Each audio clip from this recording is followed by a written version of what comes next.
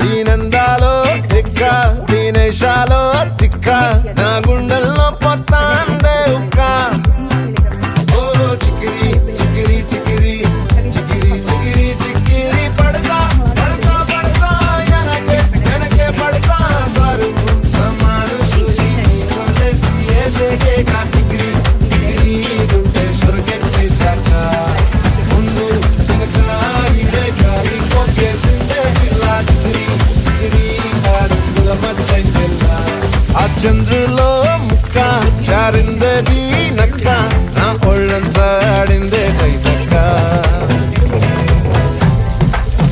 ಅದನ್ನು ಇದ್ರ ಜೊತೆಗೆ ಚೆನ್ನಾಗಿ ಹುರ್ಕೋಬೇಕು. ಇದ್ರ ಜೊತೆಗೆ ನಾನು ಖಾರಕ್ಕೋಸ್ಕರ ಇಲ್ಲಿ ಒಂದು 4ರಿಂದ 5-6 ಒಣಗಿನ ಮೆಣಸಿನಕಾಯಿ ತಗೊಂಡಿದ್ದೀನಿ. ಒಣಗಿನ ಮೆಣಸಿನಕಾಯಿ ನಿಮ್ಮ ಖಾರಕ್ಕೆ ತಕ್ಕಂಗೆ ನಿಮ್ಮ ಟೇಸ್ಟ್ಗೆ ತಕ್ಕಂಗೆ ಆ್ಯಡ್ ಮಾಡ್ಕೋಬೋದು. ಹಾಗೆ ಸ್ವಲ್ಪ ಕರಿಬೇವು ಸೊಪ್ಪನ್ನು ಹಾಕ್ತಾ ಇದ್ದೀನಿ. ಇಷ್ಟು ಹಾಕೊಂಡು ಚೆನ್ನಾಗಿ ಲೋ ಫ್ಲೇಮಲ್ಲಿ ಹುರ್ಕೋಬೇಕು. ಈಗ ಒಂದು 2 ನಿಮಿಷ ಆಗಿದೆ. ಇದ್ರ ಜೊತೆಗೆ ನಾನು ಇಲ್ಲಿ 2 ಟೊಮೆಟೊ ಚಿಕ್ಕ ಟೊಮೆಟೊನ ಕಟ್ ಮಾಡಿ ಇದ್ರ ಜೊತೆಗೆ ಹಾಕೊಳ್ತಾ ಇದ್ದೀನಿ. ಇದನ್ನು ಚೆನ್ನಾಗಿ ಇದ್ರ ಜೊತೆಗೆ ಬ್ಲೆಂಡ್ ಆಗೋ ಥರ ಹುರ್ಕೋಬೇಕು.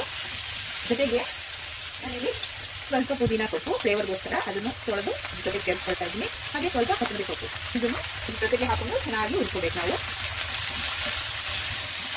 ಈಗ ಇದಕ್ಕೆ ರುಚಿಗೆ ತಕ್ಕಷ್ಟು ಉಪ್ಪನ್ನು ಆ್ಯಡ್ ಮಾಡ್ಕೊಳ್ಳೋಣ. ಆ್ಯಡ್ ಮಾಡಿಕೊಂಡು ಹುರ್ಕೊಳ್ಳೋಣ. ಈಗ ನೋಡಿ ಇದೆಲ್ಲ ಚೆನ್ನಾಗಿ ಫ್ರೈ ಆಗಿದೆ. ಈ ಟೈಮಲ್ಲಿ ಸ್ಟವ್ ಫ್ಲೇಮ್ನ ಆಫ್ ಮಾಡಿ ಇದನ್ನು ಸ್ವಲ್ಪ ತಣ್ಣಗಾದ್ಮೇಲೆ ಗ್ರೈಂಡ್ ಮಾಡ್ಕೊಂಡು ಬರೋಣ. ನಾನು ತೋರಿಸ್ತೀನಿ ನಿಮಗೆ. ಈಗ ಇದನ್ನ ಮಿಕ್ಸಿ ಜಾರ್ಗೆ ಹಾಕೊಂಡಿದ್ದೀನಿ. ಈಗ ಗ್ರೈಂಡ್ ಮಾಡ್ಕೊಳ್ಳೋಣ. ನೋಡಿ ಗ್ರೈಂಡ್ ಮಾಡ್ಕೊಂಡು ಬಂದಿದ್ದೀನಿ. ಈ ಹದಕ್ಕಿರಬೇಕು. ಈಗ ಇದನ್ನ ನಾನು ಇದಕ್ಕೆ ಒಗ್ಗರಣೆ ಕೊಡ್ತೀನಿ. ಈಗ ಸ್ಟವ್ ಮೇಲೆ ಒಂದು ಬಾಣಲಿ ಇಟ್ಕೊಂಡಿದ್ದೀನಿ. ಅದಕ್ಕೆ ಸ್ವಲ್ಪ ಎಣ್ಣೆ ಸೇರಿಸ್ಕೊಳ್ಳೋಣ. ಎಣ್ಣೆ ಬಿಸಿ ಆಗಲಿ. ಎಣ್ಣೆ ಬಿಸಿ ಆದಮೇಲೆ ನಾನಿಲ್ಲಿ ಸ್ವಲ್ಪ ಸಾಸಿವೆ ಮತ್ತು ಉದ್ದಿನ ಬೇಳೆನ ಒಗ್ಗರಣೆಗೆ ಸೇರಿಸ್ಕೊಳ್ತಾ ಇದ್ದೀನಿ. ಸಾಸಿವೆ ಚೆನ್ನಾಗಿ ಸಿಡಿಬೇಕು. ನೋಡಿ ಈಗ ಸಾಸಿವೆ ಸಿಡಿತಾ ಇದೆ.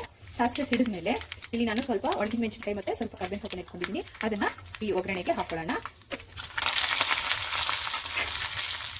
ಹಾಕೊಂಡ್ಮೇಲೆ ಇದನ್ನು ಚಟ್ನಿಗೆ ಸೇರಿಸ್ಕೊಳ್ಳೋಣ. ಈಗ ನೋಡಿ ನಾನು ಒಗ್ಗರಣೆನ ಚಟ್ನಿಗೆ ಸೇರಿಸ್ಕೊಳ್ತಾ ಇದ್ದೀನಿ.